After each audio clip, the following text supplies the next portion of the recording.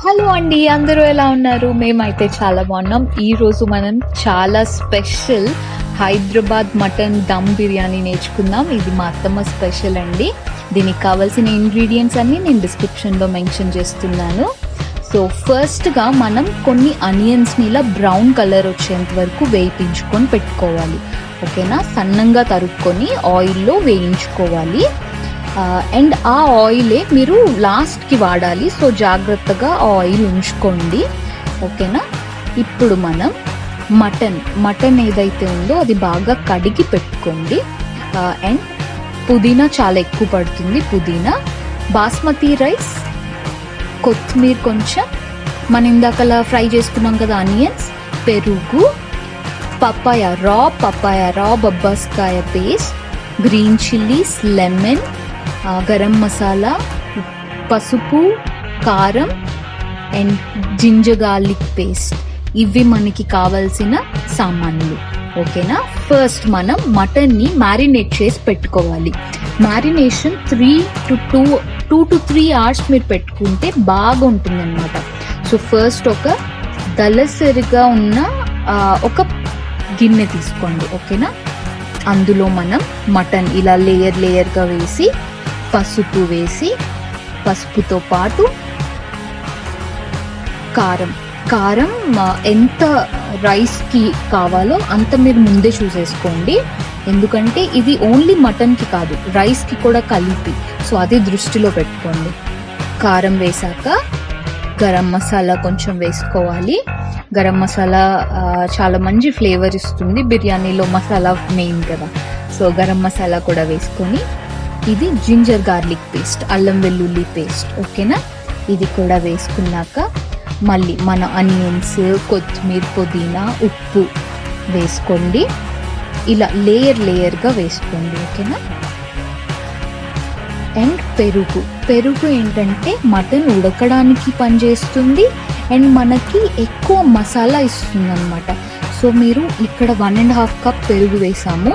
మీరు మీ టేస్ట్కి తగినట్టు మీరు వేసుకోండి. ఓకేనా? 1.5 cup ఈజ్ ఇనఫ్. సో పెరుగు కూడా వేసిన తర్వాత కొంచెం నిమ్మకాయ కూడా పిండి, రా పపాయ ఉంది కదండి, ఆ పేస్ట్ కూడా ఇందులో వేసుకోండి మీరు. రా పపాయ పేస్ట్ ఏం చేస్తుందంటే మటన్ ఉడకడానికి చాలా హెల్ప్ చేస్తుంది. చికెన్ బిర్యానీలో అయితే అది వేసుకో అవసరం లేదు. మటన్ బిర్యానీలో చాలా ఇంపార్టెంట్. ఎందుకంటే మటన్ కొంచెం హార్డ్ ఉంటుంది కాబట్టి రా పపాయ పేస్ట్ వేస్తే అది సాఫ్ట్ అయిపోతుంది త్వరగా. ఓకే? సో ఇలా కలిపి దీన్ని మనం సైడ్కి పెట్టుకోవాలి. 2 to 3 hours మీరు మంచిగా మ్యారినేట్ చేసి ఉంచితే చాలా మంచిదండి. సో దీని మీద మూత పెట్టి పక్కన పెట్టేసుకుందాం. ఈలోపు మనం దమ్కి రైస్ తయారు చేసుకుందాం. ఓకేనా? ఇప్పుడు మీకు కనిపిస్తున్నాయి కదా సాజీరా, stone flower, star flower, biryani ఆకు, జాజికాయ అండ్ మరాఠీ ముగ్గ అండ్ ఇలాచి, ఇవన్నీ మసాలాలు నేను మెన్షన్ కూడా చేస్తున్నాను. నేను ఎంత ప్రపోర్షన్లో చెప్పానో అన్ని తీసుకొని కొన్ని వేడి నీళ్ళలో, అంటే ఇది మనం రైస్కి పెట్టే ఎసర్ అన్నమాట.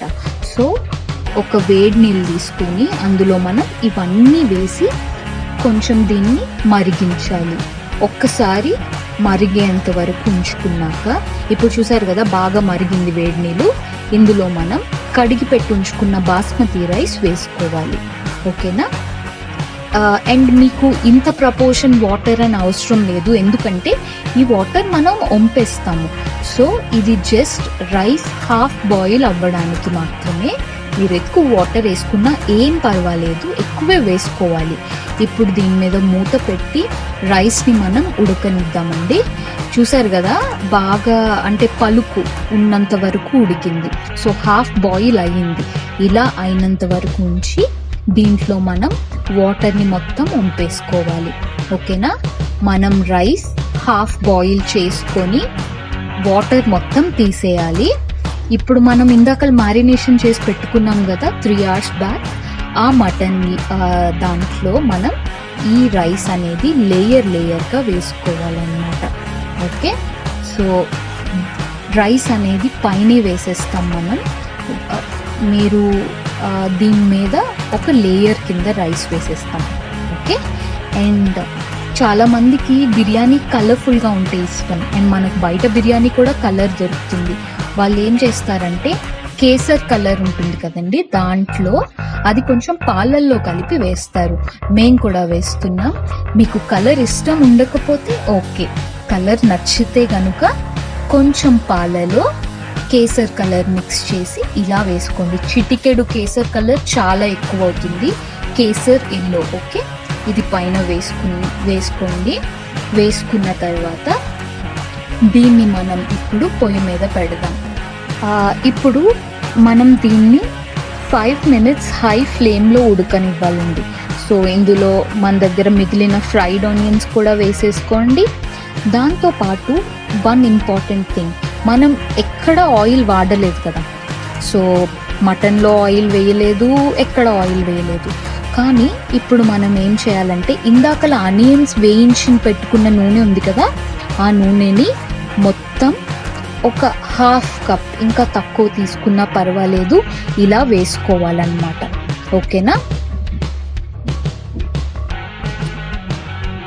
మీరు ఆనియన్స్ తీసిన తర్వాత మిగిలిన నూనెని వేసుకోండి, లేదంటే మరిగిచ్చి అయినా వేసుకోండి. కానీ ఉత్తి నూనెని మాత్రం వేసుకోవద్దు, మీ మొత్తం బిర్యానీ పాడైపోతుంది. సో ఇది ఒక చిట్కా మా అత్తమ్మ చెప్పారు.